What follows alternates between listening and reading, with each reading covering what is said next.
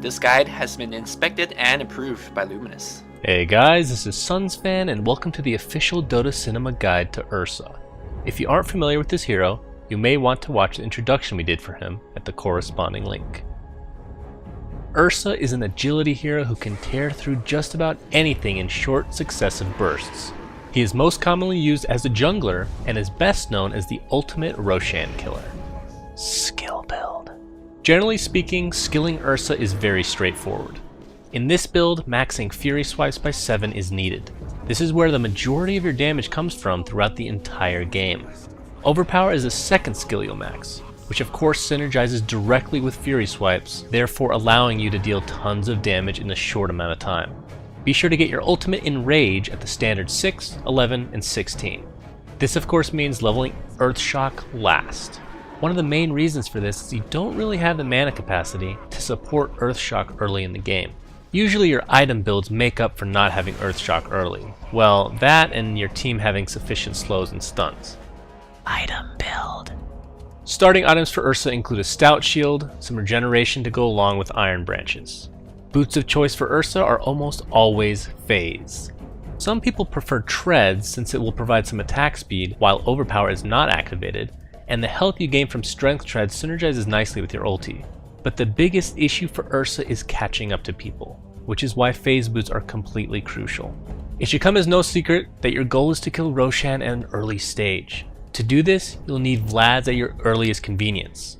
After that's purchased, you'll need some sort of initiation. Some players like to get Shadowblade because it provides you easy initiation and will more commonly than not give you a good opportunity to demolish the face of some innocent bystander. But the overwhelming favorite for initiation is a Blink Dagger, which has a little bit more utility while cutting down on the gimmicky nature of a Shadowblade. After this, what you'll need in just about every single game is a BKB. Let's just say that Ursa becomes quite prone to crowd control, which is why a BKB will come in handy. After this, your choices open up quite a bit and additional items can be considered a luxury. A Basher into Abyssal Blade could be looked at for a little bit of stun action, while a Heart is great for overall tankability, which of course makes you deal a lot more damage thanks to your ulti. Don't count out an Assault Cuirass either, depending on the physical damage coming from the opposing team. Lastly, believe it or not, a Scythe of Vice is a viable pickup since enemies getting away with barely any HP can become commonplace. Gameplay.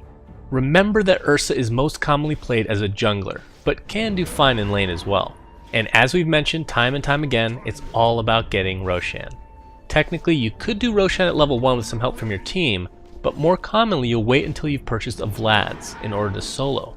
By soloing Roshan, you'll get all the experience, which will give you a huge boost. The enemy may know your trick, so be prepared to purchase a Smoke of Deceit so you can defile Roshan in peace. Once you're finished with him, get your phase boots as fast as possible and start ganking relentlessly. Let me make a brief mention of Earthshock and its uses. A lot of times when playing Ursa, you'll feel like a little kid who can't quite reach the cookie jar. This is where Earthshock comes in.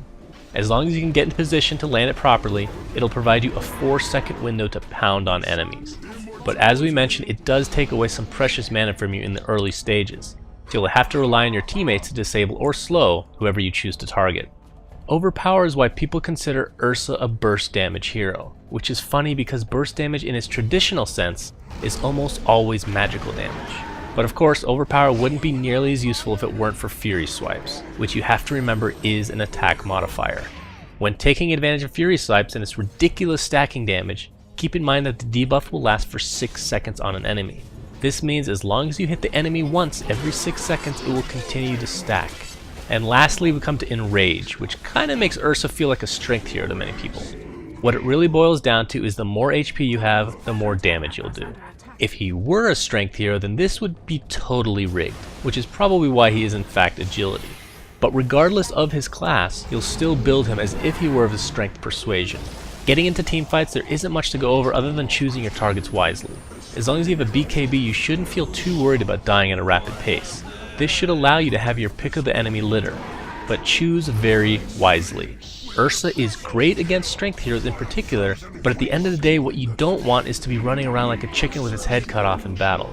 Choose someone who's both important and that you can actually take out. Ursa is certainly a carry, but very simple items such as a Force Staff, Ghost Scepter, Scythe of Ice, or Yules will absolutely counter you to a high degree. This is probably why Ursa is so much more successful in pubs and competitive games, because let's be honest, pub players usually aren't willing to buy utility items to counter heroes like this. One last note is BKB usage. Depending on the lineups, Ursa's survivability in teamfights can be completely dependent on how long the BKB lasts. So use your charges as judiciously as possible, because once you have a constant 5-second BKB, all bets are off, and those CC spells and items will start haunting your dreams. Friends and foes. Friends of our hibernating cuddly bear of a hero are those with long disables that provide ample time for Ursa to pound away. Examples of this include Shadow Shaman, Enigma, and Lion. One special note has to go out to Omni Knight, whose Repel and Degen aura are an absolute godsend. Counters to Ursa in the hero department are disables and slows, which would include just about every hero in the game. But if you want to get a little bit more specific, then you have to include heroes that can disable or slow through BKB. Examples of this include Bane with his Fiend's Grip, or Viper with his Viper Strike. Another hero that really annoys Ursa is Furion with his Sprout. There's nothing funnier than watching an Ursa run around the sprouted trees looking for a way out.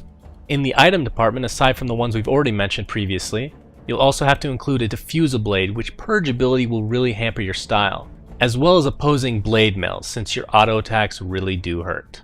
Thanks for watching, guys, and please remember to subscribe to our YouTube. Also, a big thanks to Flawless and Luminous who helped create this guide. You can check them out at their YouTube channels, which are linked in the video description. Also be sure to check out our website at dotacinema.com and like us on Facebook at facebook.com/dotacinema.